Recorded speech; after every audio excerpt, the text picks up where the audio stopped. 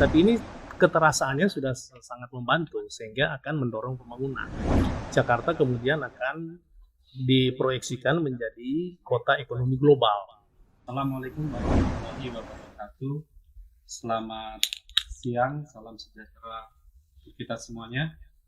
Kembali lagi bersama saya Sukarjan dalam acara Sunan, Suara Kerukunan. Sunan akan selalu menghadirkan tokoh-tokoh baik tingkat DKI maupun nasional untuk menyuarakan kerukunan. Dalam siang hari ini, saya akan membahas tentang isu yang sangat strategis dan patut untuk dibicarakan. Apa itu? Yaitu bagaimana tantangan Jakarta, capaian dan harapan dalam rangka hari ulang tahun HUT DKI Jakarta atau yang sekarang dibilang hajatan 495. Hari ini hadir tamu saya yaitu senior advisor dari TGUPP. Apa itu TGUPP?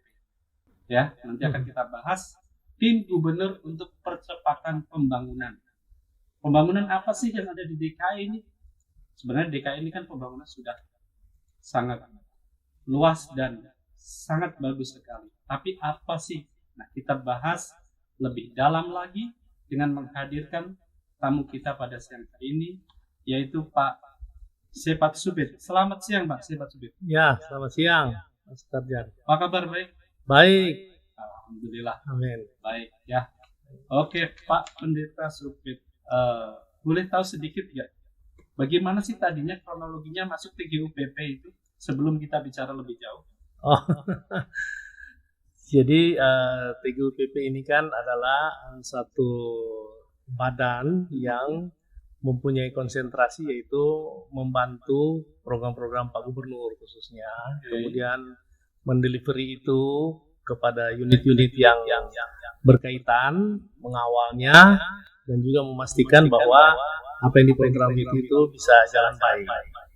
Ya, itu saya kira secara umum. Secara umum gambaran Ya, TGUPP. TGUPP. Nah, sebenarnya problematika apa sih di Jakarta ini yang terjadi? Kenapa harus dibentuk TGUPP? Iya, saya kira itu hampir sama saja di mana-mana pemerintahan, ada juga staf khusus misalnya. Nah, cuman TGUPP ini memang ada sedikit keunikan. Jadi dia bukan sekedar staf biasa, tetapi memang dia semacam governor delivery unit ya. Jadi apa yang menjadi pemikiran dari Pak Gubernur ini mesti delivery ke unit-unit yang berkepentingan atau berkaitan dengan apa itu dia yang menjadi isu-isu itu. Jadi misalnya kami di TGUPP itu hampir tiap hari ada rapat, Zoom, dan lain sebagainya. Jadi memastikan semua program-program itu jalan. Yang mengeksekusi adalah SKPD tentunya. Oh gitu. Ya. Jadi SKPD yang mengeksekusi. Ya. Tetap konsep dan mungkin membantu sedikit kebijakan kali ya. Ya, ikut memberikan. Ya, begitu. Nah, itu ada nggak tantangan apa sih yang ada di situ? Iya. Ya, tantangannya ya saya kira bagaimana mengharmonisasi program-program Pak Gub ini kemudian memastikan untuk jalan, karena kan kita tahu Jakarta ini sangat dilematis problemanya ya, apalagi sudah 495 tahun ini. Ya. Jadi kompleks sekali. Tetapi ya syukurlah bisa ada delivery unit dari Pak Gubernur ini, sehingga itu sebenarnya tujuan utama memperlancar daripada program-program yang sudah Pak Gubernur canangkan untuk supaya betul-betul itu jalan dan mempunyai dampak dan kinerja yang baik dalam mencapai hasilnya itu. Gitu. Kalau boleh tahu secara spesifik realita apa sih yang dihasilkan dari TGUPP? Ya, misalnya ada program-program yang Pak Gubernur sudah canangkan, itu kemudian kita kawal. Jadi kemudian problematika yang ada di Jakarta ini terkait banyak hal, mulai daripada sampah, macet, banjir, pemukiman, dan penduduknya heterogen juga. Ya, sangat heterogen. Ya, kita tahu kan Jakarta multi etnis, multidimensi. Jadi ada semua ya berarti. ya ada semua di sini. Semua suku, semua agama Ya, ada. kalau di provinsi lain kan itu kan satu etnis saja, misalnya Sumatera Utara anggapnya. Itu kan satu suku Batak yang mayoritas misalnya. Iya. Sulawesi Utara, suku Minahasa, Papua, suku Papua. Tapi Jakarta kan wah nggak ada yang dominan, yang mayoritas itu bercampur luar biasa. Jadi problematikanya juga sangat bervariasi gitu. Oke, baik. Sekarang ini kan Pak Presiden sudah membuat peraturan bahwa ibu kota akan dipindah, Oh, ya kan? Akan dipindah ke Kalimantan Timur. ya. Nah, sebenarnya apa sih yang menjadi landasan kok bisa dipindah? Padahal kan ibu kota Jakarta sekarang secara perekonomian, perdagangan juga sudah maju pesat, ya kan? Ya. Terus kalau apakah ada isu lain mungkin terkait masalah lingkungan atau masalah apa sehingga dipindahkan, dan seandainya dipindahkan itu kan penduduk Jakarta ini tetap yang seperti saya penduduk Jakarta tetap akan mengalami hal itu, Ya, kan? Akan problem mengalami itu. problem itu. Nah, Ya. bagaimana kinerja atau usaha dari TGUPP? Iya, jadi sebenarnya bukan TGUPP ya semata-mata, tetapi bagaimana usaha pemerintah dalam hal ini. Memang untuk rencana pindahnya ibu kota ini kan bukan baru sekarang sebenarnya, bahwa kemudian Pak Jokowi yang merealisasi ya betul, tapi kerinduan ini sebenarnya sudah cukup lama, oleh karena kondisi Jakarta ini ya dirasa sudah tidak mampu lagi dengan pertama muatan manusianya, kemudian aktivitasnya yang sangat padat, utamanya sebenarnya karena faktor lingkungan. Ya, jadi dengan kita tahu bersama bahwa misalnya 9 sungai melewati Jakarta, kemudian daratan Jakarta juga semakin tahun semakin turun, amblas, ya, dan faktor lingkungan juga yang sudah cukup memprihatinkan. Maka saya kira bagus sekali dengan kebijakan Pak Gubernur, Pak Presiden untuk kemudian memindahkan, dan itu sudah disetujui kan ke Kabupaten Penajam dan Kutai Kartanegara untuk menjadi ibu kota baru. Jadi dasar pemikirannya itu kan utamanya karena lingkungan memang yang saya kira ada baiknya memang dipindahkan. Namun demikian ya tentu tidak berarti serta-merta problem Jakarta selesai juga. Nah, itu dia.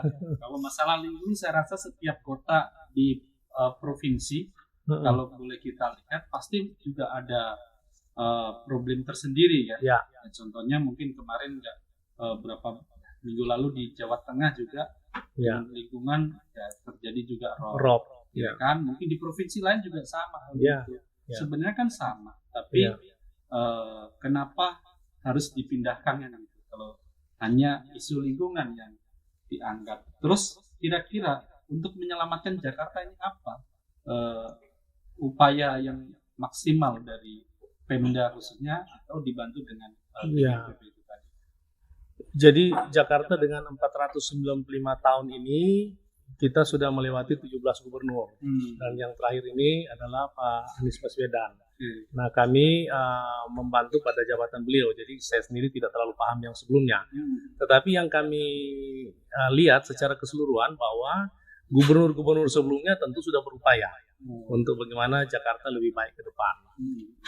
Nah, tapi khusus untuk sekarang ini kan gagasan besar dari Pak Gubernur yaitu maju kotanya, bahagia warganya. Nah, ini saya kira termasuk di dalamnya bagaimana konsep melestarikan Jakarta untuk tetap kondusif.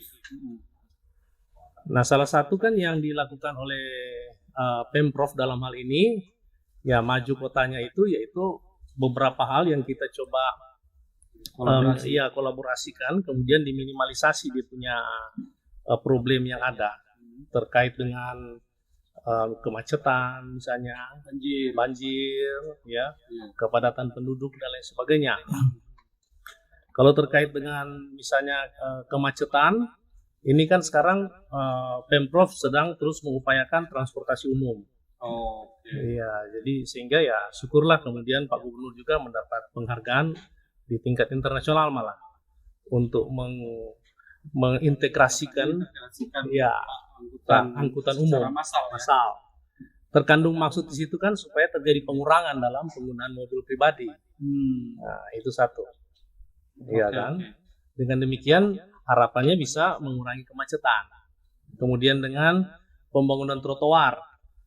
Nah, itu kan juga kemarin sempat jadi isu tuh di masyarakat. ya, Ada trotoar kan juga sudah ada, ya, ya kan? seolah jadi sempit jalan. Seolah jadi sempit jalan. Terus ada sedikit juga yang katanya justru malah menyebabkan banjir, atau dalam pengerjaannya mungkin si kontraktornya justru malah tidak benar atau bagaimana itu. Ya, itulah yang menjadi gagasan besar dari Pak Gubernur. Memang kadang-kala kan untuk realisasi gagasan ada sedikit friksi lah awal-awalnya, tetapi kan kemudian memberi jalan keluar. Misalnya gagasan tentang busway dulu oleh Pak Sutioso itu kan juga sedikit kontroversi, tapi kemudian kan kita rasakan manfaatnya. Tidak saat itu, tapi kemudian. Nah, kalau misalnya ada gagasan tentang trotoar, itu kan sebenarnya dimaksudkan oleh Pemprov supaya memfasilitasi orang bisa berjalan kaki dengan nyaman. Itu sebenarnya. Kemudian juga ada jalur sepeda. Jalur sepeda. Ya, itu semua kan untuk kenyamanan warga kan di situ. Sehingga hal-hal yang tidak perlu ditempuh dengan menggunakan kendaraan, cukup jalan kaki. Cukup jalan kaki saja. Di samping sehat, murah, sehat juga mengurangi emisi gitu.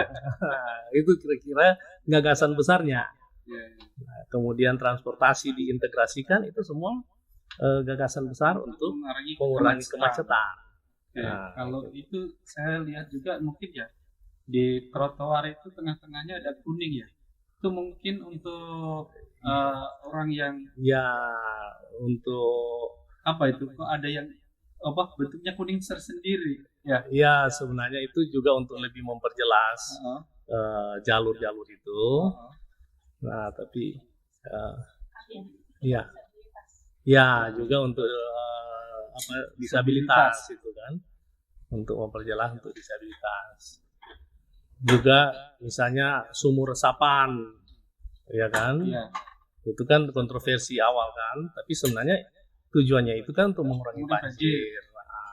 Efektif ya berarti untuk sumur resapan ini? Saya kira efektif, oleh karena sumur resapan ini bukan baru di Jakarta. Di kota-kota besar rata-rata sudah ada, sudah menerapkan. Kalau Pak Sukarjan pergi ke Bandung, ke Amerika dan lain sebagainya, itu rata-rata setiap jalan itu ada sumur resapan. Bahwa kemudian ada satu dua yang jelek katakanlah atau bolong, itu kan teknis sifatnya. Tapi konsep itu kan tidak salah. Itu salah satu. Kan sekarang terbukti juga bahwa resapan air kan ketika banjir tidak terlalu lama di jalan-jalan. Ya. Nah, kalau bagaimana yang ada di Jakarta ini, kontroversi Jakarta apa sih yang saat ini terjadi dan lagi hangat-hangatnya? Bahkan ada isu Pak Gubernur membagi-bagi dana buat umat itu. Boleh dijelaskan Pak? Ya, memang lagi hangat sekarang kan tentang BOTI misalnya ya, bantuan operasional tempat ibadah. Iya, bantuan operasional tempat ibadah. Ini kan memang ada plesetan-plesetan. Tapi sebenarnya kalau kita pahami hal ini, sebenarnya ini bukan hal baru. Ini Pak Gubernur hanya menjalankan saja konstitusi, bagaimana dia sebagai pemerintah memberikan kenyamanan dan memberikan hak bagi rakyat yang memang umat yang membutuhkan warga. Ya, betul. Ini lebih ke arah rumah tempat ibadah. Ya, tempat ibadah. Dan ini bukan Pak Anies yang bagi duit, bukan. Siapa? Waduh, Pak Anies bagi duit banyak sekali itu. Ini kan sebenarnya adalah memang dana APBD yang diusulkan memang. Dan itu memang ada di bawah Biro Dikmental. Tapi kemudian kan sudah melalui satu mekanisme persetujuan DPRD. Nah, setelah itu kemudian ditransfer itu kepada rekening dari gereja-gereja itu. Tempat ibadah lah. Tempat ibadah. Gereja saja ya. Iya, bukan hanya gereja.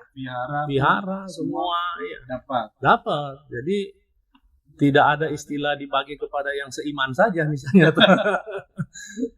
Ini pemerataan, karena Ya itulah Pak Gubernur selalu mengedepankan kesetaraan, keadilan untuk semua warga. Nah, jadi sekali lagi itu dibagi kepada pertama semua agama dan kemudian dibagi ke rekening gereja-gereja, masjid maupun wihara maupun tempat ibadah yang lain. Pertanggungjawabannya kalau misalnya yang di Kristen itu melalui ARAS. Setelah itu pelaporannya ke Biro Dikmental. Jadi tidak ada unsur bahwa Pak Gubernur yang membagi duit kemudian lapor ke dia, enggak. Ini adalah mengikuti ada pergubnya lah. Ada pergubnya. Ya. Secara tempat ibadah itu kan ada bangunan fisik, ya, ada manusia yang mengelola. Betul. Nah, itu apakah dua-duanya untuk kebutuhan fisik pembangunan dan kepada pengelola juga atau apa secara spesifik untuk botinya itu? Jadi selama ini kan ada pembangunan yang infrastruktur misalnya atau pembangunan yang sifatnya fisik, itu kan bangun gerejanya, itu juga Pemprov memfasilitasi itu. Tetapi khusus untuk boti ini yang agak sedikit terabaikan kan yaitu operasional daripada tempat ibadah itu, rumah, masjid, wihara kan. Nah melalui boti inilah disalurkan itu. Jadi misalnya ada 2 juta untuk semua sama. Tempat-tempat ibadah itu untuk operasional ya, mungkin untuk listriknya kah atau untuk pegawai dan lain sebagainya. Tetapi ada juga dibantu yaitu kostornya. Iya, kalau di masjid marbot misalnya, nah, itu saya bilang tadi pengelola. Iya, pengelolanya itu 500.000 dibantu. Nah sekarang malah sudah ditingkatkan lagi, ada guru sekolah minggunya. Kalau di masjid mungkin TPI taman pendidikannya, ya itu juga dibantu. Jadi operasionalnya dibantu, personalnya juga dibantu. Tetapi fisiknya juga ada bantuan, tapi itu tentu berdasarkan pengajuan dan mungkin belum bisa tercapai semua, tapi paling tidak sudah ada political will lah, willingness, kemauan dari. Di sini Sunan kan kita berbicara suara kerukunan, ya. Yang terkait masalah kerukunan umat beragama ya. Betul. Itu sangat bagus. Nah, ini apakah nanti tetap akan dijalankan pemimpin berikutnya? Karena kita tahu ya, mungkin bulan Oktober 2022 ini kan Pak Gubernur Anies Baswedan selesai purna baktinya. Nah, apakah ke depan akan tetap dilanjutkan atau hanya berhenti di sini? Ya, kalau itu ya walau alam ya. Masih, ya tentu. Tapi kita berdoa lah supaya ini sebenarnya bukan kebijakan personal sebenarnya juga. Ini kan adalah political will daripada setiap pemimpin. Jadi setiap pemimpin itu bisa melakukan ini. Cuman memang era Pak Anies ini kemudian itu stressingnya jadi lebih kuat gitu. Tapi ini sebenarnya bisa dilakukan oleh siapa saja.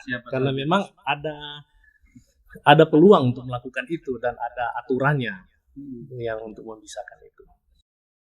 Pak Supit, ya selain boti, apa sih capaian gubernur yang dianggap sukses sekarang ini? Iya, jadi gagasan besar dari Pak Gubernur yaitu kan sekali lagi tagline-nya maju kotanya bahagia warganya. Maju kotanya itu tentu berhubungan dengan pembangunan-pembangunan yang sifatnya fisik dan lain sebagainya, dan itu sudah dibuktikan infrastruktur.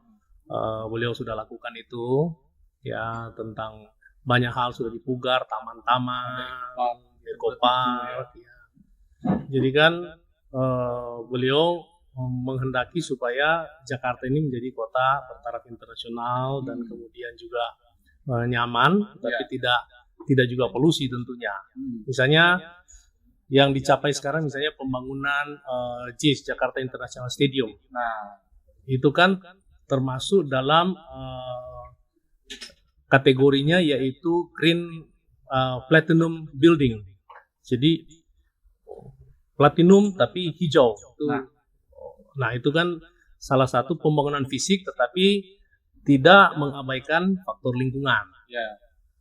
Dan kalau kita lihat itu kan sebenarnya namanya stadium. Konteks kita, konotasi kita itu sebenarnya buat olahraga. Tapi pada waktu saat Idul Fitri itu dibuat keagamaan. Bagaimana menyikapi hal itu?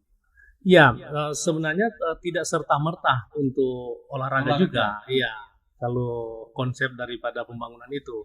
Jadi bisa digunakan untuk publik, bisa digunakan untuk keperluan publik ya. Olahraga termasuk dalamnya konser-konser ataupun pertunjukan apa termasuk keagamaan. Termasuk berarti Ya, multifungsi berarti. multifungsi. Didesain Iya, didesain begitu. ya. Betul. Nah, itulah dia punya, itu yang tadi capaian maju kotanya itu kan. Banyaklah pembangunan-pembangunan yang tidak bisa kita tutup mata, itu realita yang ada. Iya. Tetapi kemudian bahagia warganya ini kan hal yang secara fisik mungkin tidak tergambar. Termasuk peran FKUB. Ya, forum kerukunan beragama ini kan untuk membahagiakan warga supaya warga rukun. Itu kan tidak muncul di permukaan, tapi terasa gitu.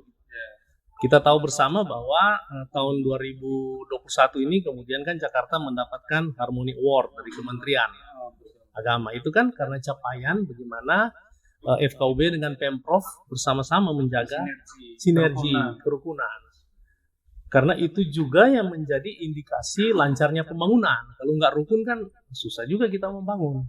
Nah, itulah yang disampaikan oleh Pak Gubernur supaya warganya bahagia gitu. Termasuk ya bahagia warganya, mereka semua bisa akses untuk bepergian, ya, bisa ada ruang ketiga, ya, ruang pertama keluarga, ruang kedua kantor, ruang ketiga yaitu taman-taman, ruang publik, RPTRA itu kan terus dibenahi oleh Pemprov, tujuannya untuk supaya Pak Karjan dan saya boleh bilang, aduh saya senang ya tinggal di Jakarta. Bahagia saya di Jakarta. Nah, itu kira-kira gagasan Pak Gubernur. Nah, itu memang tidak terlihat. Pak Gub sempat bilang begini, kayak seperti listrik ini. Listrik ini kan kita kan menyala, kita nikmati toh. Tapi kita tidak tahu siapa yang memelihara ini. Dan kita tidak pernah puji dia. Misalnya PLN. Tapi coba kalau listrik mati, nah kita ngomelnya ke PLN. Oh ini PLN. Nah sinilah peran FKUB ini. Dan untuk membahagiakan, ya nggak apa-apa lah, kita nggak usah terlalu terlihat, tapi ada dampak. Iya, tapi ngomong-ngomong masalah listrik ini kemarin baru menyelenggarakan Formula E. Artinya mengkampanyekan mobil listrik dong berarti. Ya. Kandungan maksud di situ sebenarnya. Jadi pertama itu juga menjadi satu prestasi dunia ya, mengharumkan nama bangsa. Ya kita sendiri melihat keberhasilan dan untuk Ibu Pertiwi ya. Ya, Ibu Pertiwi dong. Bukan hanya untuk warga Jakarta. Ya, kalau itu untuk semua tuh. Tapi juga ketambahan sarana olahraga. Tetapi sebenarnya itu anggap saja semacam kick off untuk kemudian mobil listrik mulai dikampanyekan, kebutuhan mobil listrik itu kan untuk supaya zero emisi kan, menuju ke sana. Artinya gini, kalau kemarin sudah diselenggarakan tahun 2022, nah sekarang kan tidak ada penyelenggaraan, terus itunya buat apa? Sirkuitnya itu mau buat apa nanti ke depan? Apa tetap per tahun harus ada balapan di sana? Ya itu saya kira nanti kemudian pemerintahan berikutnya akan memprogramkan tentunya. Tetapi memanfaatkan. Tapi paling tidak kan Jakarta ikut senang kan oleh karena ada ketambahan fasilitas. Tapi kan sudah dengar-dengar misalnya dari Formula E mereka bikin lagi, buat lagi. Bisa juga itu nanti bisa menjadi sekolah olahraga, sekolah balap mungkin ke depan atau apalah. Dan menambah pariwisata. Iya, pariwisata. Nah, jadi tapi paling tidak sudah ada prestasi lah Indonesia, sudah dikenal. Jadi Indonesia ya bukan mendunia. Iya, sudah mendunia. Oke, kalau gitu sekarang nih harapan dan prospek Jakarta ke depan pasca IKN ini kira-kira seperti apa? Kan sekarang mau diusulkan menjadi provinsi khusus. Khususnya itu khusus apa gitu? Kalau kita lihat di Aceh, di Jogja itu kan memang provinsi khususnya. Sekarang Jakarta ketika IKN pindah itu khususnya apa? Mungkin bisa dijelaskan. Ekonomi di Indonesia kan perputarannya ada di Jakarta, mayoritasnya ada di Pulau Jawa. Ya. Jadi kecenderungannya saya kira ini sudah menjadi percakapan di mana-mana bahwa Jakarta kemudian akan diproyeksikan menjadi kota ekonomi global. kota ekonomi Ya, global. Artinya pusat ekonomi. iya bisa menjadi pusat ekonomi, tetapi bukan hanya untuk Indonesia, tetapi juga bisa secara internasional, ya, kayak Singapura dan lain sebagainya. Ada sebenarnya kalau kita lihat kan di Indonesia ini sudah ditetapkan koridor-koridor ekonomi atau sudah KEK, kawasan ekonomi khusus juga sudah ditetapkan KEK ya. Iya. Tapi memang Jakarta ini ke depannya setelah tidak menjadi ibu kota menjadi kawasan ekonomi global. Kawasan ekonomi global itu yang selentingan sudah mulai dipercakapkan. Bahwa kemudian itu nanti tunggu undang-undangnya khususan itu. Tetapi kalau melihat kan memang waktu dia ibu kota kan semua dinilai dari perputaran ekonominya juga sudah sangat mayoritas di sini kan. Kemudian di sini ada semua sarana prasarana, jaringan, infrastruktur.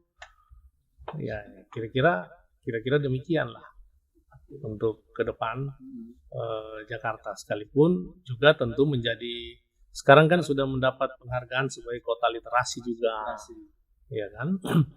Nah, kalau sudah begitu berarti gini, artinya Oktober 2022 Pak Gubernur Anies Baswedan Purnabakti, TGUPP juga selesai atau tetap harus dilanjutkan? Nah, itu kan kebijakan nanti. Ya. Kita belum memprediksi sampai ke sana. Ya, yang jelas di sini bahwa ya kita bersyukur terjadi kemajuan dan kami pun yang dari TGUPP bisa ikut berkontribusi di dalamnya. Ini semata-mata ya adalah kerja bersama sebenarnya. Jadi Pak Gub kan selalu mengedepankan kolaborasi kata kuncinya, sehingga Jakarta pun sudah diberikan tagline The City of Collaboration kan. Jadi itu sebenarnya semangat itulah yang ingin ditinggalkan. Apakah dia kemudian sudah tidak lagi jadi gubernur, tapi mudah-mudahan semangat ini tidak akan berubah gitu.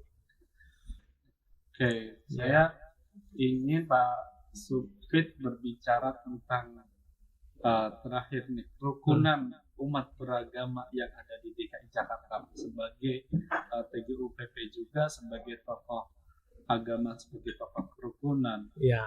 Kira-kira ke depannya harapannya seperti apa? Kita bersyukurlah kemudian pemerintah mewadahi untuk adanya FKUB.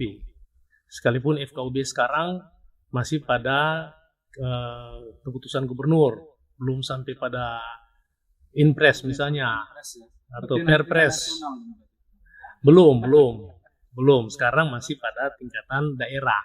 Sekalipun demikian, tapi ini keterasaannya sudah sangat membantu sehingga akan mendorong pembangunan. Nah, harapannya begini. Yang menjadi faktor kerukunan ini kan banyak berperan di sini, yaitu tokoh agamanya. Nah, jadi tokoh agama inilah yang saya kira mesti perlu terus dilakukan silaturahmi dan lain sebagainya. Kemudian sering dialog sering dialog. Kemudian juga kemitraan antara tokoh agama dengan pemerintah ini saya kira tidak boleh putus. Sebab tokoh agama ini juga akan mensosialisasikan aturan-aturan pemerintah. Iya kan, di situ. Kemudian yang ketiga juga pemahaman ketokohan atau keagamaan pada setiap agama, saya kira ini juga perlu didorong terus sehingga akan muncul kedewasaan. Nah, kalau muncul kedewasaan ini akan mengurangi konflik. Kedewasaan dalam beragama. Sebab tidak ada satu agama pun yang menghendaki kerusuhan, pertikaian dan lain sebagainya. Cuman memang kadang-kala kemudian pemahamannya ada yang kebablasan kan. Bukan hanya di agama tertentu, hampir semua agama. Di Kristen juga ada juga yang kebablasan atau yang disebut agak ekstrim begitu, ada juga di semua agama. Nah, ini banyak berperan adalah tokoh agama itu sendiri. Ketika pemahaman ini bisa normal, sehat, maka saya kira itu yang akan membuat kerukunan tercapai. Yang terjadi kan, ya, misalnya ada paham-paham yang terlalu ini kemudian radikal dan lain sebagainya, itu kan yang mengganggu kestabilan sebenarnya. Jadi itulah kira-kira faktor ini. Yang jelas bahwa FKUB terus dibutuhkan. Baik, demikian tadi podcast saya dengan Pak Subit sebagai TGUPP. Dukung selalu Sunan, Suara Kerukunan, dengan cara like, comment, and share channel YouTube Info Kerukunan. Menghormati bukan mengikuti, menghargai bukan mengimani. Saya Sukarnya, pamit undur diri, ketemu lagi di Sunan berikutnya. Hei sayang, aduh sayang, kalau dicari susah dapatnya. Suri longjot enjotan, di sana gunung, di sini gunung, di tengah-tengah bunga melati. Hei sayang, disayang, di sana bingung, di sini bingung, aduh sayang. Hei sayang, aduh sayang, karena tergoda si jantung hati. Suri longjot enjotan,